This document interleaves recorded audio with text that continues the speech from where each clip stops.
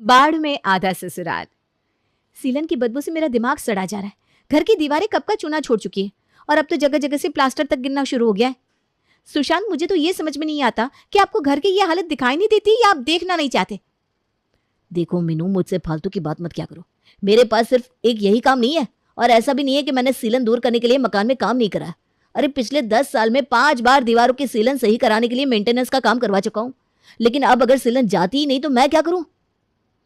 अगर ये सीलन रिपेयर कराने से नहीं सही हो रही है तो मकान गिरवा कर दोबारा बनवाओ। लेकिन अब मैं इस सीलन वाले घर में बदबू के बीच और ज्यादा नहीं रह सकती। कभी यहाँ से सर पर चूना गिर जाता है, कभी वहां से। अरे मेरी ना सही, कम से कम अपने बच्चों की तो चिंता करो। उसके सारे दोस्त इस मकान को भूत बंगला कहकर चिढ़ाते। हाँ हाँ, मकान तो जैसा ऐसे ही बन जाते। तुमने जुबान चला दी और मकान बनकर तैयार हो गया। अरे बड़ी किस्मत वाली हो जो ये भूत बंगला रहने को मिला है, वरना उससे भी हाथ धो बैठोगी तब पता चलेगा। ये बात तो शादी से पहले बतानी चाहिए थी ना, कि शादी करके तुम मुझे इस सीलन भरे मकान में रखने वाले हो। तुम्हें अगर भूतनाथ बनकर यहाँ रहना हो तो रहो। मैं तो अब इस सीलन भरे मकान में नहीं रहूंगी। मैं जा रही हूँ अपने मायके। अब जब तुम्हारा दिमाग ठिकाने पर आ जाए और घर ठीक ना हो जाए, उससे पहले मुझे लेने मत आना। दूसरी ओर मीनू की जिठानी भी उसके हिस्से के मकान की सीलन से उतनी ही परेशान थी। सुनते हैं, आज मैंने मिस्त्री को बुलवाया था। पूरे 12 लाख का खर्चा बता रहा है। कह रहा था कि आपको मकान दोबारा से बनवाना पड़ेगा। इसमें रिपेयरिंग का काम कराने से कोई फायदा नहीं है। इस सीलन को सही करवाने के लिए गिरवा कर ही बनवाना पड़ेगा सब। वैसे भी मकान काफी पुराना हो गया है। अब आप बताइए कब से काम शुरू करवाना है? साफ साफ सुन लो, मेरे पास 12 लाख रुपए नहीं है। तुम्हारी जेब में इतना पैसा हो तो काम शुरू करवा लो, मुझे पैसों के लिए मत कहो। अरे कैसे बेतुकी बातें कर रहे हैं? कमाते आप हैं तो पैसा मेरी जेब से कहां से आएगा? देखो, अब बहुत हो गई बहानेबाजी।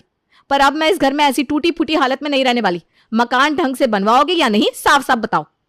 तो तुम भी साफ साफ सुन लो, ना मेरे पास इतने पैसे हैं और ना ही मैं बनवाने वाला हूं। ठीक ही कहती थी मेरी माँ। तुम्हारे जैसे आदमी के चक्कर में मुझे पड़ना ही नहीं चाहिए था। शादी को 12 साल हो गए, जिंदगी जहन्नम बनाकर रखी हुई है। पूरे घर में बदबू और सीलन से मेरा दिमाग सुन्न हो गया। बस अब मैं और बर्दाश्त नहीं करने वाली। मैं अपने बच्चों के साथ मायके जा रही हूँ। गुस्से में तमतमाती हुई दोनों देवरानी और जिठानी अपने अपने मायके जाने लगती है। अरे जाओ जाओ, अपने मायके की धौंस हमें मत दिखाओ। 4 दिन में अकल ठिकाने ना आ जाए तो बताना। मैं भी देखता हूँ तुम्हारे घर वाले कितने दिन तुम्हें रखते हैं। 4 दिन बाद यही टूटा फूटा सिलन वाला ससुराल तुम्हें अच्छा लगने लगेगा। अपनी पत्नियों को मायके जाते हुए देख सुशांत और विक्रांत उन्हें रोकते नहीं हैं, बल्कि गुस्से में उन्हें वापस ना लौटने के लिए कह देते हैं। दोनों पत्नियों के जाने के बाद, भैया बिल्कुल ठीक किया आपने। अगर आज आप उनको जाने से रोक लेते ना तो ये लोग रोज ऐसे ही ब्लैकमेल करके हमसे अपनी उल्टी सीधी बातें मनवा लेती। अरे इनको क्या लगता है ये लोग नहीं रहेंगे तो हम लोग घर नहीं चला पाएंगे? अरे इनसे ज्यादा अच्छे से घर चला कर दिखाएंगे हम। छोटे तो बिल्कुल ठीक कह रहा है। अच्छा एक बात बता, खाना तो बना लेता है ना तू? तुझे पता है ना घर के कामों में मेरा हाथ थोड़ा तंग है। ऐसा करना, खाने का काम तुम संभाल लेना और साफ सफाई मैं कर लूंगा। अरे भैया क्या बात कर रहे हो आप? मुझसे ये रोटी वोटी नहीं बनती। मुझे लगा आपको आती होगी, इसलिए मैंने बड़े शान से जाने को कह दिया। लेकिन अब क्या होगा भैया? अरे अब छोड़ना ये सब बातें। जब हम ऑफिस संभाल सकते हैं तो ये सब नहीं संभाल सकते क्या? अरे सब हो जाएगा, टेंशन ना ले। कुछ देर बाद, भैया मुझे बहुत जोरों की भूख लग रही है। चलो किचन में चलते हैं और कुछ खाने को बनाते हैं। अरे छोटे, भूख तो मुझे भी लगी है, चल चलते हैं। सुशांत परात में आटा निकालता है और विक्रांत फ्रिज से सब्जियां निकाल कर काटने लगता है। 10 मिनट बाद, अरे भैया ये आटा कैसे गूंथा जाता है? मुझे तो कुछ समझ में नहीं आ रहा। पानी डालो तो गीला हो जाता है, उसको सुखाने के लिए और आटा मिलाओ तो सारे हाथ में चिपक जाता है। मुझसे नहीं हो पाएगा ये। ऐसा करते हैं, चुपचाप चावल बना लेते हैं। अच्छा चल ठीक है, तू हाथ धो ले, चावल ही चढ़ा देते हैं। सब्जी तो बन गई है ना भैया? हाँ बन तो गई है, बस कुकर खोल कर देखना बाकी है। 5 मिनट के बाद सुशांत और विक्रांत कुकर खोलकर देखते हैं तो उन्हें उसके अंदर सब्जी की जगह उसकी राख दिखाई देती है। अरे भैया कितनी सीटी लगा दी सब्जी में? पता नहीं, 10-15 तो लगी गई थी। मुझे बोरियत हो रही थी तो मैंने कान में हेडफोन लगा लिया और गाने सुनने लगा। उसके बाद कुछ पता ही नहीं चला, याद ही नहीं रहा कि कुकर में कितनी सीटी लगी है। और अब तेरे सामने कुकर खोल कर देख रहा हूँ तो खाने का तो सत्यानाश हो चुका है। भैया रोटी सब्जी तो बन नहीं पाई। ऐसा करते हैं चावल में ही नमक मिलाकर चुपचाप खा लेते हैं। अब तो मुझसे और भूख बर्दाश्त नहीं हो रही है। सुशांत तू सूखा चावल क्यों खाएगा? रुक जा, अभी मैं बाहर से खाना ऑर्डर करता हूँ। हमसे खाना नहीं बन पाएगा तो क्या हुआ, बाजार में खाना बिकना थोड़ी ना बंद हो गया है। नहीं भैया, मैं अब और ज़्यादा भूख बर्दाश्त नहीं कर सकता। मेरी तो आंखों के सामने तारे नाच रहे हैं। आपको पता ही है ना, मुझे 8 बजे खाना चाहिए होता है। पहले से ही 10 बज चुके हैं। अब आप सूखे चावल ही ले आओ। बेचारे दोनों भाई किसी तरह सूखे चावल में नमक मिर्च मिलाकर खाना खा लेते हैं, लेकिन उनकी अकड़ अभी भी ढीली नहीं हुई थी। अगले दिन सुबह, कल ना हमारी ही गलती थी, हमने यूट्यूब ट्राई नहीं किया ना। अरे यूट्यूब पर एक से एक वीडियो पड़े रहते हैं और हम नादानों की तरह ऐसे किचन में घुस गए थे। आज तो देख मैं क्या बढ़िया रेसिपी तुझे बनाकर खिलाता हूँ। उसके बाद सुशांत और विक्रांत दोनों दोबारा किचन में घुस जाते हैं, लेकिन कई घंटे की मशक्कत के बाद भी उनसे खाने लायक खाना नहीं बन पाता और आज भी दोनों को ब्रेड खाकर गुजारा करना पड़ता है। 2-3 दिन तक किचन में जमकर एक्सपेरिमेंट करने के बाद भी दोनों भाइयों से ढंग का खाना नहीं बन पाता है, तो उनकी अकल ठिकाने आ जाती है। वो दोनों गिड़गिड़ाते हुए अपनी अपनी पत्नियों के पास पहुंच जाते हैं। मीनू सुनो, देखो तुम्हें मकान को जैसे बनवाना हो, जिस रंग का पेंट करवाना हो, जी भर के करवाओ, मुझे कोई दिक्कत नहीं है। तुम कहोगे तो मैं तुम्हें बैंक से लोन भी निकलवा कर दे दूंगा, लेकिन भगवान के लिए अब वापस चलो। 3 दिन हो गए ढंग का खाना नहीं खाया और नमक वाले चावल खाने की ताकत नहीं बची है मेरे अंदर। दूसरी तरफ विक्रांत भी अपनी पत्नी के हाथ पैर जोड़ता है और वापस चलने को कहता है। पतियों की बात सुनकर दोनों देवरानी जेठानी खुशी से फूली नहीं समाती और खुशी खुशी अपने घर वापस आ जाती है। देखा तूने छोटी, कहते हैं ना औरत के पास बड़ी से बड़ी समस्या का समाधान होता है, बस वो अपना असली रूप दिखाती नहीं है आदमियों को, वरना 2 दिन में ही लाइन पर आ जाए ये लोग। अच्छा, अब तू ये सोच क्या क्या काम करवाना है घर में। देख, मैंने तो सोच लिया है कि बजट की कोई चिंता नहीं करनी है। मुझे सस्ते के चक्कर में पड़ कर ना एक बार फिर से मुसीबत मोल नहीं लेनी। मैं तो पूरा का पूरा घर गिरवा के बढ़िया सीमेंट मसाला लगवा कर मजबूत और टिकाऊ सा मकान तैयार कराने वाली हूँ। जिठानी की बात सुनकर देवरानी मन ही मन सोचती है, जिठानी जी का तो दिमाग खराब है। इतनी मुश्किल से तो इन भाइयों ने अपनी जेब ढीली करी है। मैं तो सारा पैसा इस मकान में लगाने वाली नहीं हूँ। अरे इन्हीं पैसों में से 2-4 लाख रुपए बचाकर अपने लिए सोने का हार बनवाऊंगी, वरना सारी जिंदगी बीत जाएगी, ये कभी मुझे कुछ दिलवाने का नाम नहीं लेने वाले। अगले ही दिन दोनों देवरानी जिठानी एक एक मिस्त्री को पकड़ कर ले आती है। देखो मिस्त्री, बढ़िया से बढ़िया सामान लगाना है और काम ऐसा होना चाहिए कि देखने वालों की आंखें खुली की खुली रह जाए और दोबारा कभी भी सीलन की समस्या ना आए। अब बिल्कुल फिक्र मत करो मेम साहब, मैं ऐसा काम करूंगा कि आपकी भी आंखें खुली की खुली रह जाएगी और आपके घर में कहीं सिलन का नामो निशान नहीं रहेगा। दीवारों में ऐसी चमक रहेगी कि बिना बल्ब जलाए ही आपका घर जगमग जगमग करता रहेगा। बस बस, बातों से ही पेट भर दोगे क्या, या फिर काम करके भी दिखाओगे? दूसरी तरफ देवरानी मीनू कम से कम पैसों में सारा काम करवाना चाहती थी। देखो मिस्त्री जी, ऐसा है, ये 2 कमरे और आंगन का ये पूरा हिस्सा बिल्कुल बढ़िया करना है आपको। अब ये बताओ कितना खर्च आएगा? देखिए बहन जी, आपके घर की हालत बहुत ख़राब है। मेरी बात मानिए तो उसको पूरा गिरवा कर दोबारा बनवाइए। मरम्मत से आपका काम नहीं चलेगा। अरे भैया, उतना ही सुनो जितना मैं कह रही हूँ, तुम्हें अपना दिमाग ज्यादा लगाने की जरूरत नहीं है। ठीक है बहन जी, जैसा आपका। मेरा तो फ़र्ज़ था एक बार आपको समझाना। इसके आगे के काम की गारंटी मेरी नहीं है। आप जैसा कहेंगी मैं वैसा ही बना दूंगा। देखो, मैंने समझा दिया है ना, बहुत बढ़िया सामान लगाने की जरूरत नहीं है, बस काम चलाओ चीज लगाओ। कौन सा हमें 100 साल तक इसी मकान में रहना है? हाँ हाँ बहन जी, आप बिल्कुल ठीक कह रही हैं।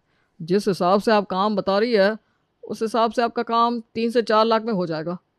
जहां एक तरफ जिठानी 2 कमरे और एक आंगन को बनवाने में 12 लाख लगा रही थी, वहीं देवरानी इस काम को 4 लाख में करवा रही थी और घमंड में फूली फूली घूम रही थी कि देखो कितने सस्ते में काम करवा रही हूँ। कुछ दिन के बाद, भाभी कितना पैसा लग गया आपका? काम तो कुछ खास हुआ नहीं अभी तक। अरे काम तो लगभग खत्म ही है, अब बस फिनिशिंग बाकी है। 10 लाख तो लगभग लग गया है, मुझे लगता है अभी 2 लाख और लग जाएगा। तुम्हारा काम कहाँ तक पहुंचा? अरे भाभी, आपके इतने से काम में 12 लाख लगा दिए। आपको तो पैसे खर्च करने की समझ ही नहीं है। बताओ, जेठ जी की इतनी मेहनत से कमाया हुआ रुपया पानी की तरह बहा दिया आपने। हमें तो भाई बड़ा दुख हुआ सुनकर। आपको यकीन नहीं होगा, मैंने पूरे 4 लाख में ही सारा काम निपटवा लिया है। क्या बात कर रही है? 4 लाख में पूरा हो गया तेरा काम? सही से तो कराया ना तूने? हाँ, नहीं तो क्या, इन मिस्त्री का तो काम ही होता है बेवकूफ़ बनाना। 2 रुपए की चीज़ 10 रुपये में खरीदवाई होगी आपको। हाँ, आपके पास इतनी समझ और अनुभव कहाँ है जितना मेरे पास है। आप ही देखो, 1/3 दाम में ही मकान बन गया ना मेरा। देवरानी की बात सुनकर बेचारी जेठानी का तो मुंह ही उतर जाता है और वो बेचारी इस सदमे में आ जाती है कि उसने अपने पति की मेहनत की कमाई पानी में बहा दी। उसी रात अचानक से मौसम खराब हो जाता है और जोरों की आंधी तूफान के साथ बारिश आ जाती है। जहां एक तरफ जेठानी बारिश का आनंद ले रही थी, वहीं देवरानी का मकान पहली बारिश भी बर्दाश्त नहीं कर पाता और उसके घर में बारिश का पानी टप टप टप गिरने लगता है। अरे महारानी, ये क्या किया है तुमने? पहले तो बस सिलन ही आती थी, घर में अब तो पानी टपक रहा है। किया क्या है तुमने? इतना पैसा दिया मैंने तुम्हें मकान बनवाने के लिए और तुमने घर का तो सत्यानाश ही करा दिया। मेरे जीवन भर की जमा पूंजी को भी गड्ढे में डाल दिया। अरे नहीं नहीं, ऐसा कुछ भी नहीं है। देखो कभी कभी ना ऐसा हो जाता है। वैसे एक कमरे में ही तो दिक्कत आई है, चलो दूसरे कमरे को देख कर आते हैं। वो अपने पति के साथ दूसरे कमरे में जाती है तो देखती है कि दूसरे कमरे में बने अटैच टॉयलेट बाथरूम से पानी बहता हुआ सीधा कमरे में आ रहा है। ये बाथरूम का पानी कमरे में क्यों आ रहा है? हो क्या रहा है? हमारे घर में बाढ़ आ गई है। मुझे लगता है कि सीवर ब्लॉक हो गया है। अरे सीवर कैसे ब्लॉक हो गया? अभी तो बना है। या फिर तुमने बनवाया नहीं था? वो मिस्त्री ने तो कहा ही था कि दूसरा कनेक्शन करवा लो सीवर का, लेकिन मैं ही नहीं मानी। मुझे लगा वो मुझे बेवकूफ़ बना रहा है। 50,000 का एक्स्ट्रा खर्च बता रहा था, लेकिन अब मुझे लग रहा है कि वो मुझसे सही कह रहा था। हमारा सीवर सच में ब्लॉक हो गया है। अरे पूरे घर का सत्यानाश हो गया। एक बारिश भी नहीं झेल पाया मकान। पता नहीं 2-4 दिन लगातार बारिश आ गई तो क्या होगा। हम तो एक बारिश में ही बाढ़ वाली हालत में आ गए। गंदे पानी को कमरे में आता देख सुशांत और उसकी पत्नी दौड़ते हुए जेठ और जेठानी के हिस्से में चले जाते हैं। वहां जाकर देखते हैं कि उनका मकान तो चमचमा रहा है, कहीं पर भी एक बूंद पानी भी नहीं टपक रहा। अरे सुशांत भैया, मीनू, इतनी रात को आप लोग यहाँ क्या कर रहे हो? भाभी वो क्या है ना, बारिश की वजह से हमारी तरफ थोड़ा पानी भर गया है, तो क्या आज रात हम लोग आपके यहाँ रह सकते हैं? क्या तुम्हारे यहाँ पानी कैसे भर गया? अभी तो तुमने नया बनवाया है ना, तो नए मकान में पानी भरने का क्या मतलब है? मैं बताता हूँ भाभी, ये जो आपकी देवरानी है ना, इसको अपने अलावा दुनिया में बाकी सब बेवकूफ नजर आते हैं। जब मैंने इसे समझाया था कि 4 पैसे बचाने के चक्कर में अपने मकान का सत्यानाश मत करवा, तब तो इसने अपने आगे किसी की चलने नहीं दी। तब तो इसको ऐसा लग रहा था कि ये दुनिया की सबसे होशियार औरत है और हम सब बेवकूफ। 4 पैसे बचाने के लिए इसने घटिया से घटिया सामान अपने मकान में लगवाया। देख लो, अब एक बारिश भी बर्दाश्त नहीं कर पाया इसका घर, और घर का ऐसा कोई हिस्सा नहीं है जहां से पानी ना टपक रहा हो। अरे पिताजी का 60 साल पुराना बनाया हुआ मकान, जिससे आप दोनों को बहुत समस्या थी ना, उसमें भी सिर्फ सीलन ही आती थी, ऐसे पानी नहीं टपकता था। आप एक बार हमारे कमरे में जाकर तो देखिए। आप अपना सर ना पकड़ लो तो कहना। अच्छा जी, और ये महारानी चली थी मुझे ज्ञान देने, हैं? क्या कहा था तुमने कि मुझे मिस्त्री लूट कर चला गया? और इतना ही नहीं, इसने तो ये भी कहा कि मैंने अपने पति की खून पसीने की कमाई पर पानी फेर दिया और इसके पास मुझसे बहुत ज्यादा अनुभव है। तुझे पता है, तेरी इन बातों की वजह से हफ्तों रात में नींद नहीं आई मुझे। अब तूने देख लिया ना सस्ते और महंगे का फर्क। जिठानी की बात सुनकर बेचारी देवरानी बगले झांकने लगती है। अच्छा चलो, जो हो गया सो हो गया। एक बार चलकर तुम्हारा घर देख कर आते हैं कि आखिर हुआ क्या है। जेठ और जेठानी जाकर सुशांत और मीनू का कमरा देखते हैं। हे भगवान, ये क्या किया है तुमने? यहाँ तो बाढ़ आई हुई है। इसको सीलन नहीं कहते, इसे बाढ़ कहते हैं। अरे कोई बात नहीं, चलो आज रात तुम लोग हमारे यहाँ ही रुक जाओ। कल सुबह हम लोग मिस्त्री को बुलाकर इसके बारे में बात करते हैं। अगले दिन सुबह मिस्त्री आता है। देखिए भाई साहब, मकान तो बहुत बुरी हालत में है। 14 लाख का खर्चा आएगा। मैंने तो इन बहन जी को पहले ही बताया था कि इसमें मरम्मत से काम नहीं चलेगा, इसको पूरा गिरवा कर बनाना पड़ेगा। लेकिन तब भी उन्होंने मेरी बात नहीं मानी और कहा कि अपने काम से काम रखो। तुम्हारे पास पैसे तो होंगे ही। अब बाकी का पैसा तुम कहाँ से लेकर आओगी, इस बात से मुझे कोई मतलब नहीं है। लेकिन ये मकान बिल्कुल ऐसा बन जाना चाहिए कि एक बूंद भी पानी घर के अंदर ना टपके और दीवारों में कहीं भी सिलन ना हो। वरना तुम बहुत दन दनाते हुए अपने मायके गई थी ना, इस बार मैं तुम्हें छोड़ कर आऊंगा और कभी वापस लेने नहीं आऊंगा। किसी गलतफहमी में मत रहना तुम। अरे सुशांत, कैसी बात कर रहे हो? मैं इतना पैसा कहाँ से लाऊंगी? मैं कोई कमाती थोड़ी ना हूँ। ये बहुत सही बात कही तुमने, लेकिन गहने तो है ना तुम्हारे पास। इन्हीं गहनों के चक्कर में तुमने मकान की ये हालत कर दी है ना।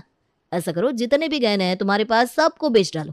3-4 लाख रुपए तो मिल ही जाएंगे, बस उसी से काम करवा लो। पति की बात सुनकर बेचारी मीनू के पास अब और कोई भी रास्ता नहीं बचा था। वो बेचारी बार बार अपने पति सुशांत से माफी मांगती है, लेकिन सुशांत उसकी एक भी नहीं सुनता।